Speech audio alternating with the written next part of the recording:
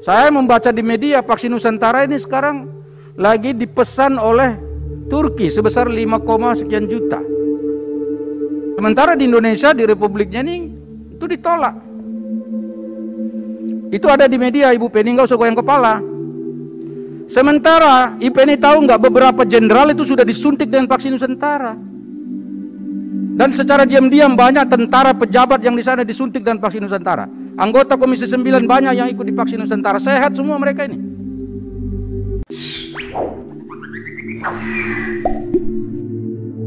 Klaim bahwa vaksin Nusantara Dr. Terawan dibeli oleh Turki ternyata menyimpan sejumlah fakta mengejutkan. Pada 25 Agustus 2021, sebuah akun Facebook bernama Anwar Budiman mengunggah tangkapan layar dari situs infoindonesia.id.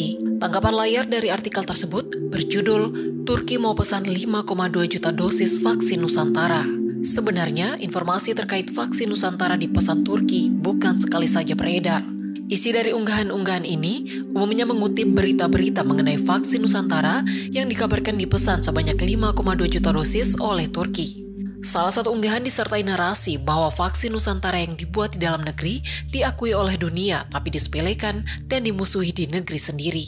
Pada 20 April 2021 lalu, Badan Pengawasan Obat dan Makanan memutuskan untuk tidak memberikan izin untuk uji klinis fase 2 vaksin Nusantara karena sponsor-sponsor vaksin tersebut tidak dapat memenuhi persyaratan uji klinis fase 1 seperti dilansir dari Reuters. Namun penelitian privat dari vaksin ini tetap dilanjutkan.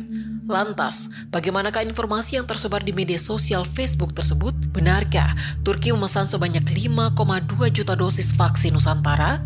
Berikut adalah fakta-fakta yang ditemukan sebagaimana dilansir dari tirto.id.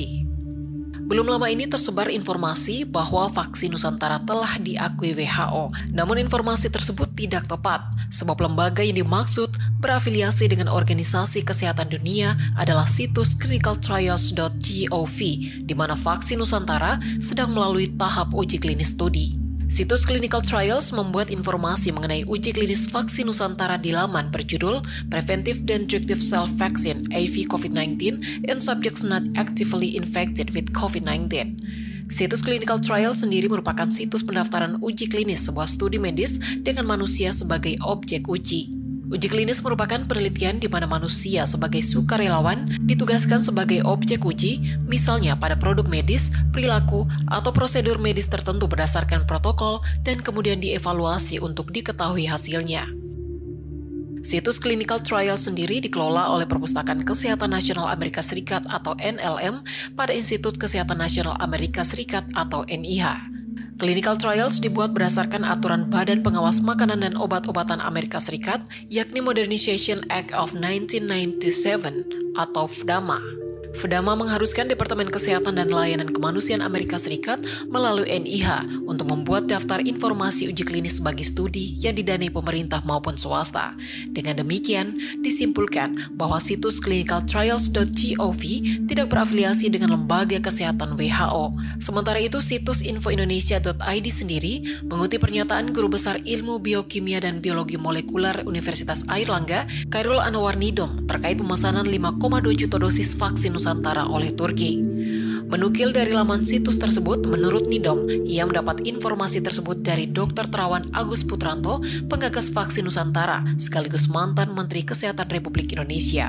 Nidom disebut menyampaikan hal tersebut lewat diskusi di kanal YouTube mantan Menteri Kesehatan lain, Siti Fadila Supari, yang dipublikasikan pada Kamis 19 Agustus 2021. Saat ini, meskipun kanal YouTube Siti Fadila masih ada, video ini disebut tidak dapat ditemukan. Menurut informasi di laman tersebut juga, Nidom mengklaim bahwa pemerintah Turki bahkan menawarkan uji klinis fase 3 vaksin Nusantara untuk dilakukan di negara mereka. Sebagai tambahan, informasi yang disampaikan situs infoindonesia.id juga dimuat oleh antaranews.com. Namun, pada 31 Agustus 2021 atau 5 hari kemudian, situs infoindonesia.id mengunggah artikel berjudul Turki bantah pesan 5,2 juta dosis vaksin Nusantara. Pada artikel ini, situs tersebut menyebut pemerintah Turki memesan 5,2 juta dosis vaksin Nusantara dipastikan tidak benar. Sehari sebelumnya pada 30 Agustus, Tirto juga mempublikasikan konfirmasi dari Duta Besar Republik Indonesia di Ankara, Turki, lalu Muhammad Iqbal yang membantah kabar Turki membeli 5 juta dosis vaksin Nusantara. lalu pun memastikan tidak ada rencana uji klinis vaksin Nusantara di Turki. Ia menuturkan, kasus COVID-19 di Turki sudah di bawah 17.000 kasus per hari. Selain itu, vaksinasi lengkap di Turki sudah mencapai 45% penduduk atau 93 juta dosis dan ditargetkan mencapai 70% dalam sebulan ke depan. Kemudian klaim bahwa vaksin Nusantara tidak memiliki efek samping juga bermasalah, sebab dari hasil uji klinis vaksin Nusantara pada 23 Desember sampai 6 Januari 2021 di RSUD Karyadi Semarang terhadap 28 subjek, ditemukan bahwa sebanyak 20 subjek atau 71,4% mengalami kejadian yang tidak diinginkan dalam grade 1 dan 2. Efek samping yang dirasakan antara lain nyeri lokal, nyeri otot, nyeri sendi, nyeri kepala, penebalan, kemerahan, gatal, lemas, mual, demam, batuk, dan pilek. Bandingkan dengan efek samping pada vaksin Sinovac yang hanya dilaporkan sekitar 0,1-1% pada uji klinis fase 3. Sementara itu, secara terpisah dari Kemenkes, Dr. Siti Nadia Tarmizi M.Epid menyampaikan pada Tirto pada 7 September 2021 bahwa vaksin Nusantara tidak dapat dikomersialkan lantaran vaksinnya autologus atau bersifat individual. Vaksin Nusantara sendiri ia sebut dapat diakses oleh masyarakat dalam bentuk pelayanan berbasis penelitian secara terbatas. Penelitian tersebut berdasarkan nota kesepahaman antara Kementerian Kesehatan bersama dengan Badan POM dan TNI Angkatan Darat pada April 2021 lalu berjudul Penelitian Berbasis Pelayanan Menggunakan Sel Dendritik untuk Meningkatkan Imunitas Terhadap Virus SARS-CoV-2. Berdasarkan penelusuran fakta yang telah dilakukan, belum ada bukti atau konfirmasi resmi bahwa Turki memesan vaksin Nusantara sebanyak 5,2 juta dosis.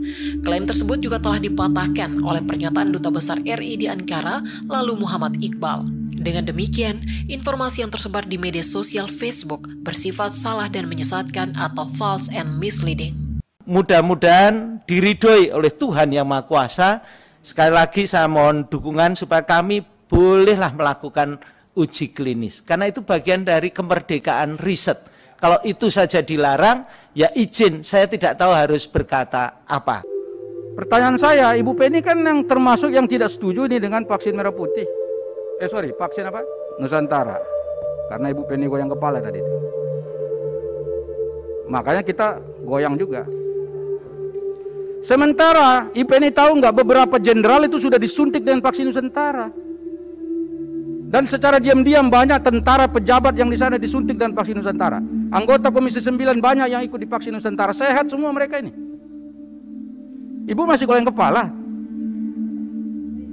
Itu kan goyang kepala itu artinya tidak menganggap remeh dengan karya bangsa sendiri. Dari dulu ini di Komisi 9 ini selalu begitu di Ibu Penny. Saya tidak tahu apakah karena Ibu sudah kelamaan duduk jadi kepala Badan POM atau tidak. Apa prestasinya? Kalau orang ngomong digoyang kepalain. Ini tolong diperhatikan. Kenapa? Ini kedaulatan bangsa ini sangat ditentukan dengan bagaimana kita menangani pandemi ini. Salah satunya Badan POM sekarang ini. Ya kalau Badan POM-nya kayak gini gimana coba? Punya orang lain dipermudah, punya kita sendiri dipersulit. Makanya sampai sekarang merah putih nggak lahir-lahir. Jangan-jangan dipersulit nih. Ini kalau perlu nanti teman-teman ini kunker dulu lah, cari periksa dulu itu apa yang dilakukan sih sebetulnya dengan vaksin merah putih itu.